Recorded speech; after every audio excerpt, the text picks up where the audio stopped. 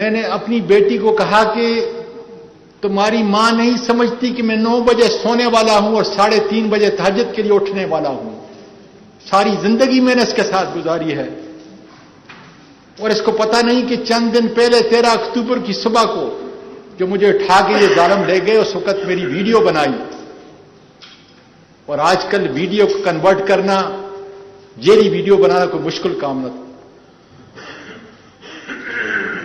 پھر سسکیوں میں بولتی رہی کہ ڈیڈی یہ کسی اور کی نہیں ہے،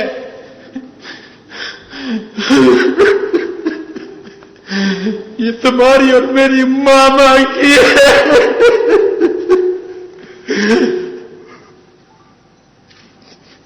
میں نے کہا بیٹا یہ کیسے ممکن ہے؟